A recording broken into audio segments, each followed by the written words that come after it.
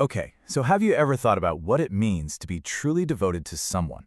So devoted that a single command from them could basically shatter your entire world. Well, today, we're jumping back to 16th century India to uncover a story that's all about that, a test of faith that led to something absolutely unimaginable. But first, to really get a feel for the world this story comes from, I just want you to listen. Seriously, just for a second, imagine you're standing in the middle of this huge, vibrant devotional festival. The air is just alive, you know? It's thick with music, with incense, and with the energy of hundreds, maybe thousands of voices all chanting together. It's an atmosphere of pure, focused devotion. So what you're hearing are the sounds of kirtan, which is this amazing communal chanting. You're catching phrases like Hare Krishna and Hari Bol. You'd hear people talking about prasadam, that's sanctified food, and the names of deities like Jagannātha. But here's the thing. Behind all these ancient sounds and traditions are these deeply personal stories of faith. And that's exactly where we're going next. And that really gets to the heart of it, doesn't it? We're going to move past the big crowd now and zoom in on a single relationship, a single, incredible test of faith that shows you just how deep this path can go. All right, so the story we're exploring today is all about a man named Kāśīśvara Paṇḍita. He was a key associate of a very revered 16th century spiritual leader, Lord Chaitanya Mahāprabhu. So, who was this guy? Well, Kāśīśvara was a disciple of the great sage Īśvara Purī, and after his spiritual master passed away, he was actually instructed to go to one of India's most important pilgrimage sites, Jagannātha Purī, to serve Lord Chaitanya directly. On a spiritual level, he was considered to be an incarnation of Bringara, who was a personal attendant of Lord Krishna in the spiritual world. So he was a pretty significant figure. Now here's what's so interesting about Kāśīśvara. The old texts describe him as being this incredibly powerful man, like physically very, very strong. But all of that strength was channeled into this attitude of just profound humility and service. You know, he kind of had this fascinating dual role. On the one hand, he was basically a bodyguard. He would use his strength to clear a path for Lord Chaitanya through these huge, dense crowds. But on the other hand, he was this incredibly humble server, the one who would distribute sanctified food, or prasadam, to all the devotees after the energetic kirtans.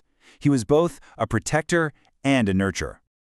So Kāśīśvara had found his purpose, you know? He was living this life of dedicated service in Puri.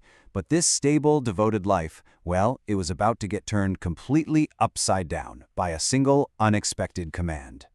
Lord Chaitanya came to him and asked him to move to the holy town of Vrindavan. His new service? To go and help with the worship of this beautiful, newly discovered deity named Govindaji.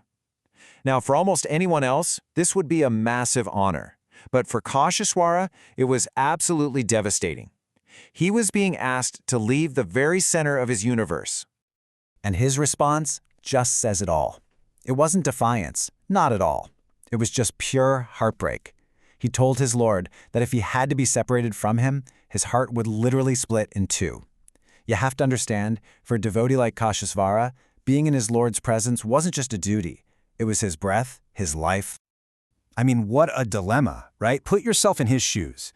The person you are most devoted to in the entire world gives you a command that you know will cause you unbearable pain.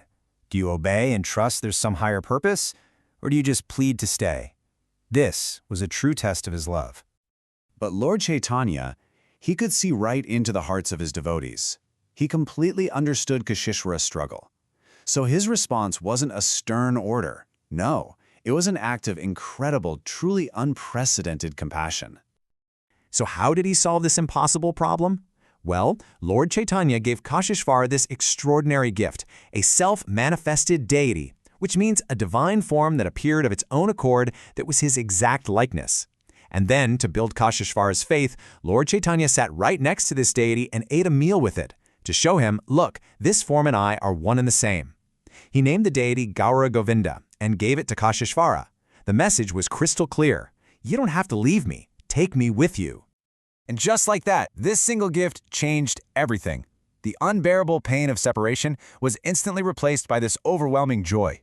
With his personal form of his Lord to love and care for, Kāśīśvara could now happily go and fulfill the instruction. He was ready to travel to Vrindavan and begin his new service. So what happened next? I mean, this incredible story doesn't just stop in the 16th century, not at all.